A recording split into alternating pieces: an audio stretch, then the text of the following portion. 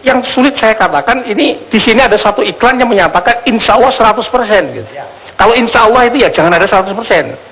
Itu pasti nggak ada insya Allahnya. Kalau 100% ukurannya manusia gitu. Dalam teknik pembahasan itu nggak benar. Kalau insya Allah jadi itu benar. Tapi insya Allah 100% jadi. Ini mendahului kehendak Allah gitu ya. Karena 100% jadi. Sebentar Bapak. Jadi kata-kata insya Allah ini yang saya kira harus dianukan. Kalau itu dipakai yang 100% dihapus. Bapak, sebentar jadi dulu supaya Bapak. logikanya kepada publik. Sebentar dulu Bapak. Dalam konteks tadi Bapak sudah menjelaskan. Bentar. Nanti ada gilirannya Bapak. Ada giliran Bapak. Silakan. Maka berikutnya ini, kalau itu ternyata tadi tidak dijelaskan yang masuk berapa, yang jadi berapa, saya khawatirkan yang diomongin yang jadi saja gitu loh ya. Yang masuk berapa, mesti harus ada korelasi signifikan. Kalau kata-kata 100%, orang itu jadi semata-mata karena datang ke yang bersangkutan, dan itu datangnya bersangkutan itulah yang membuat dia jadi. Tanpa ada perlu komunikasi dengan rakyat dan sebagainya. Nah ini yang saya kira khawatir saya. Kalau model seperti ini pasal-pasal yang lain sudah menunggu ini. Itu yang disebut sebagai pasal apa? Ini KUHP misalnya sudah. Misalnya KUHP di dalam konteks ini. Karena ini telah menipu atau melakukan, kalau itu tidak dibuktikan secara real nyata, itu nanti akan jadi yang disebut sebagai penipuan. Dalam konteks politik tadi sudah saya sebutkan bagaimana membuktikan signifikansi antara dia pergi dan tidak pergi, dan dia pergi 100% dan 100% jadi jadinya itu semata-mata karena ini gitu ya. Bentar Bapak, nanti waktunya habis. Bentar Pak. Sebentar. Silakan dijawab mudah Bapak. Jawabannya mudah. Karena Bapak kan kurang yakin apa yang kita lakukan. Oh, saya bukan sombong ya, saya hanya bantu loh, bantu rakyat melalui DPR, wali kota dan sebagainya. Kalau Bapak ingin tahu, Bapak jadi asisten saya, berapa yang dapat dan berapa nawarin kerja loh Pak. Loh, bener ini. Loh, artinya dengan begitu kan lewat tim perumus lewat. Bukan, kita kan objektif. Maaf, dengan begitu kita objektif Bapak. Jadi jangan menuduh sesuatu yang ilmunya nggak paham. Tapi serius nih, serius. Ancamannya, bentar, 100%. Ancamannya bisa pidana. Bentar. Pak, jangan ancaman dulu. Ini loh. Pak, bentar, ini loh. Bentar. Enggak, Pak.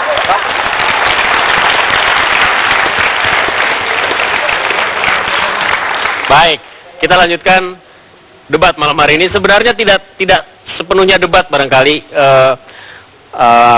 suasana atau ambience malam hari ini, karena kita menjelang pemilu 2 hari lagi. Mudah-mudahan ini bisa mencerahkan, sekaligus juga kami memutar apa yang sudah pernah kami hadirkan dalam program debat, topik-topik yang terkait dengan pemilu. Saya mau ke Pak Firman dulu barangkali. Ini ada nggak sih yang yang kemudian penyebar luasan penawaran jasa begitu? Terus kemudian dicek nggak sih sama Mabes Polri gitu untuk membuat suasana lebih kondusif misalnya begitu, atau itu tidak mengganggu? Karena itu ada yang mengatakan bahwa itu bagian dari penipuan dan lain sebagainya. Ya, terima kasih. Jadi tentunya kami bekerja atau berjalan dalam proses penanganan setiap tindakan-tindakan yang ada di dalam masyarakat berdasarkan aturan-aturan positif yang ada. Kalau kita melihat dari apa yang ditayangkan barusan, ini sudah ada mix ya antara apa yang dikerjakan gitu sama masyarakat bertanya apakah ini penipuan atau tidak.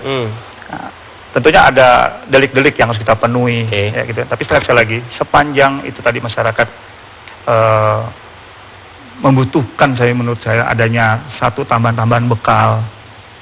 Polri dalam hal ini tentunya kita mengayomi semua pihak, gitu ya. Semua pihak dengan tentunya tidak juga kita sendiri. Ya. Ada tokoh masyarakat di situ, ada tokoh alim ulama dan cendekia yang bisa kita ajak bicara tentang fenomena apapun ada dalam masyarakat. Ini kalau misalnya kejadian seperti ini harus ada aduan dulu kan?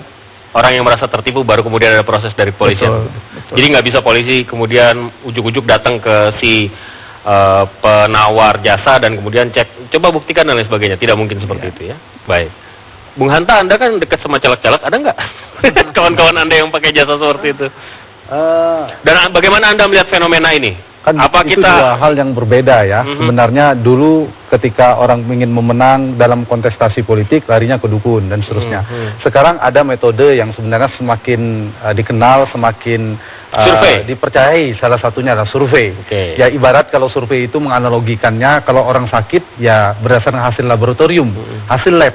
Nah hasil lab itu membantu mendiagnosa seorang menganalisis dokter, popularitasnya, diagnosa, analisis dan seterusnya. Ibarat dokter, lalu ada treatment, ada resep dan seterusnya. Jadi ada metodologi, ada metode ilmiah yang bisa dipertanggungjawabkan. Kalau dukun itu bayar dulu, survei bayar dulu nggak? Kalau saya jadi caleg saya bayar dulu dan saya harus. Kalau survei saya selalu mengibaratkan survei itu seperti Mas Sigit ketawa kenapa Mas? Seperti laboratorium. Ya. Hasil lab. Kalau misalnya Mas Alvito sakit, datang ke lab, ya datang. Lalu hasil labnya apa adanya. Dan jangan pernah berpikir, kalau saya sebagai surveyor, pesan dulu trombosit saya nanti sekian ya, 200.000. Tidak bisa. Nggak bisa ya? Siapapun boleh datang ke lab laboratorium politik itu, tetapi urusan hasilnya tidak boleh diintervensi. Jadi kalau politisi caleg yang cerdas, justru dia butuh data yang sesungguhnya untuk mendiagnosa, untuk melihat peta politik, segmentasi masyarakat, dan seterusnya. Dan seringkali kan tidak percaya. Nah, ini saya kira ini analogi sederhananya. Masalahnya banyak lembaga survei yang kemudian misalnya tidak mendeklar dari mana uangnya, mereka diminta untuk mendiagnosa itu oleh siapa dan seterusnya dan seterusnya. Ya, itu kan sampai akhirnya kemarin KPU harus mengeluarkan aturan-aturan. Mas Sigit, saya kira saya salah satu lembaga survei yang setuju. Lalu kita sampaikan dan bisa dikonfirmasi. Kalau saya ya, lembaga saya Poltreking, politisi juga menonton ini, betul nggak Hanta bisa dipesan angkanya? Ternyata. Nah, bisa dibuktikan. Saya bisa mengverifikasi itu dan siapapun boleh datang, tetapi tidak bisa mendikte hasilnya. Dan itu wilayah kode etik seorang peneliti. Bukan. Kalau Lingkar Madani menawarkan nggak? Menawarkan survei nggak? Ada survei juga nggak? Ada jasa survei? Ini tidak. Kita fokus. Anda melihat lembaga survei bagaimana? Ya fine. Bagian dari demokrasi. Bahkan pada tingkat tertentu sebetulnya kehadiran mereka menjadi bagian dari pencerdasan ya pemilih kita dan sebagainya. Meskipun saya punya kritik ya. Apa tuh? Terakhir-terakhir ini karena hampir boleh disebut setahun ini kita banyak sekali berbicara tentang hasil survei soal elektabilitas, popularitas, tapi pada ujung-ujungnya kelihatan tidak terangkat isu-isu substansial. Misalnya? Ya, saya justru mau tanya Bung Alvito. Misalnya begini, apa yang Anda bayangkan setelah 2014 yang akan dikerjakan oleh calon kepala pemimpin kita?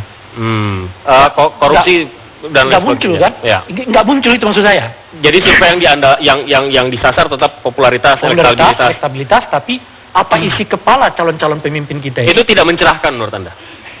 Maksud saya itu mencerahkan. Tapi suasana kita yang terbangun setahun ini hampir selalu melulu berbicara tentang hasil survei. Boleh nggak saya simpulkan begini dari omongan Anda? Kalau survei popularitas dan elektabilitas, ujung-ujungnya ngedrive orang aja untuk memilih. Sementara orang juga tidak tahu pada akhirnya yang didrive itu substansi dari orang yang dipilih itu apa. Tidak melulu begitu. Kan itu kan efek yang bagaimana orang melihat sebetulnya survei. Maka pada tingkat tertentu ya mungkin ada masyarakat yang terpesona pada soal hasil survei. Tapi tentu saja seiring dengan perjalanan waktu, orang juga akan melihat bahwa survei ini hanya survei. Tidak otomatis membuat dia merubah pikiran dari calon A ke calon B gara-gara survei misalnya menyebut berbeda. Jadi Anda percaya bahwa masyarakat sudah mulai cerdas? Yang saya kritik bukan di situnya, Bung Alfred. Yang saya kritik perbincangan kita tentang hasil survei itu menurut saya elektabilitas dan pada tingkat tertentu membuat isi kepala calon presiden itu tidak tersodorkan kepada masyarakat. Itu yang saya kritik. Dan itu terkonfirmasi sebenarnya ketika disurvei juga menanya opini publik apa yang Anda butuhkan informasi survei pasti melakukan itu tentang kandidat ya, tentang kandidat, tentang partai. Mereka butuh 40-50% tentang gagasan, visi misi, program. Yang kedua ada rekam jejak. Nah itu sebenarnya ada tugas partai, media dan kita semua. Karena itu saya di Poltreking selain survei opini publik, kita juga mendengarkan pendapat 330 profesor yang tersebar di Indonesia untuk mengukur kualitas personal. Kita juga punya survei atau riset kualitatif untuk memetakan gagasan program. Dan media harus membantu dong ketika saya merilis menyampaikan itu.